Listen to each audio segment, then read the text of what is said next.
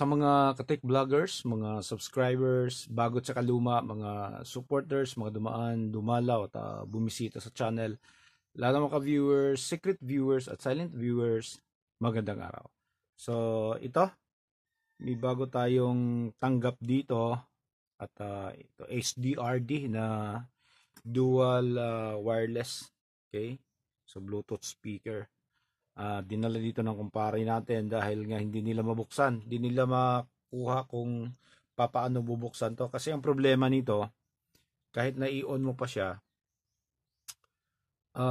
ayaw mag-power. Minsan naman, magpa-power. Minsan, biglang namamatay tapos lulutang na naman uli. So, gusto nilang tingnan kung ano yung problema, baka battery o ano. So, ginawa nila, okay, binuksan nila to dito. Ayan. Binuksan nila, tinanggal nila yung screw at nung mabuksan na nila, yun, pagsilip nila sa ilalim, hindi pa rin talaga nila kayang tanggalin yung nandito sa taas kung paano tatanggalin. So, siyempre kapag bago yan, halos wala kang makitang gitla dito. Saradong sarado po yan. Parang diretso, parang buo yan. Okay? So, yun yung ipapakita natin sa inyo. Bago natin sasabihin kung ano yung problema, ipapakita muna natin kung paano siya bubuksan, ano, para may idea kayo kung halimbawa konti lang yung mga problema, ay hindi nyo na kailangang dalhin sa mga nagkukumpuni. At saka manghin muna tayo ng pasensya para doon sa nakaraang upload natin. Hindi na natin na ipakita, no, yung gabi ng party. Kung marami bang tao dumalo o wala. Kasi ang aga po natin nakatulog. Siguro mga 11 o'clock sa sobrang pagod, sobrang hapong-hapon na at hindi ko na talaga hindi ko na namalayan, bigla na lang akong nantok at yun, natulog na ako at gumising ako alas 6 nung na kami magbabaklas na ng mga gamit. So pasensya na kayo at hindi natin nakuhanan ng video. So ngayong August 15, nasa Hilap ni Tanbaybay City tayo. So sisikapin natin na may pakita natin yung napakagaling nung bagong bagong lightman from Mandawi City, Cebu. Napakagaling, napakabilis ng kamay. So matutuwa kayo pag makikita nyo yung paglalaro niya ng ilaw. Yun naman yung isi-share natin, sisikapin natin na makuhanin natin ng video kahit sandali lang ngayong June, August 15 sa Hilap ni Tanbaybay City. So ito na, papakita natin sa inyo kung paano to tatanggalin. So ganito, kapag bago, syempre saradong sarado yan, wala kang makikitang marka dito. Ganito lang yung gagawin natin. Okay? Okay, yung pinakataas, yan, ito lang yung tatanggalin natin. Okay? Dandahan lang siya.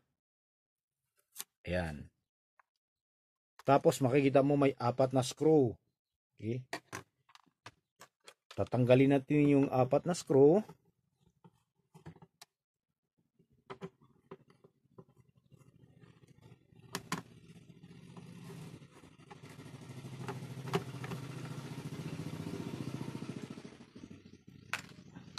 Okay?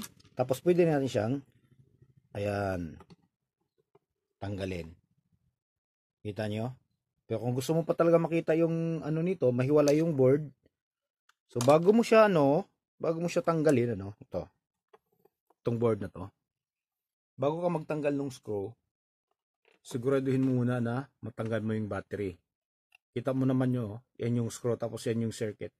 Kasi pag dumampi yan dyan, siguradong may masisira. O kaya ito sa kabila. Kaya bago mo tanggalin yung screw, tanggalin mo muna tong battery na nakakabit dito. Okay? So tanggalin natin to.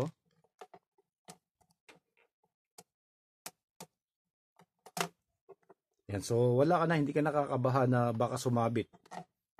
O kaya yung screw baka sumabit. Yan, tingnan nyo naman yung katabi, expose yung circuit. Kaya pwedeng malaglag to dito at yan, baka may tatamaan. So ito na ngayon. Yan. Okay?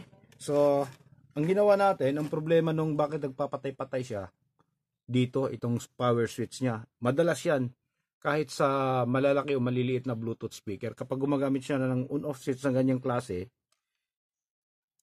pagka nagkaalikabok yan o kaya nagdudumi sa loob, kailangan talagang baklasin yan. Minsan naman nag-i-spark. Okay? So ito yung ginawa natin. Ayan siya. Oh. Ayan, binaklas natin. Okay? Binaklas natin. Nilinis natin ng maigi yan. Ayan. So malinis na. Tapos dito yan yung kanyang contact. Okay? So kakabit na lang natin. Malalaman mo naman yan na ito talaga yung problema. Kasi kapag sinushort mo yung ano niya, dito yung switch, tatakbo ng normal yan. Hindi ka magkakaroon ng problema. Okay? Ayan. So gano'n lang yung ano, papakita natin ano.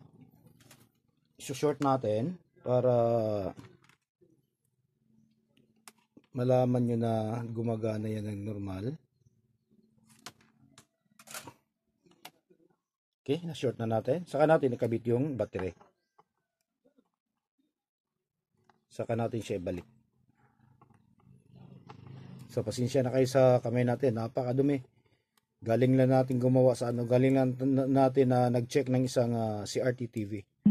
Ayan o. Bluetooth mode. Okay, so gumagana na siya. So sa mga ganong problema, ito lang unahin yung i-check. Itong pinaka-switch niya. Baka ito lang yung sira. Kung halimbawa ito dito ano, yung kabilang side may spark, so baliktarin nyo na lang. Ganyanin nyo na lang. Kasi sigurado niyan yung kabila ay buo. Okay? So hanggang dito na lang siguro tayo ano. So maraming salamat. God bless at bye-bye. So abangan nyo na lang yung ano, yung pagtitest natin ng sound dito para marinig nyo kung paano ba tumunog yung ganitong klaseng Bluetooth speaker.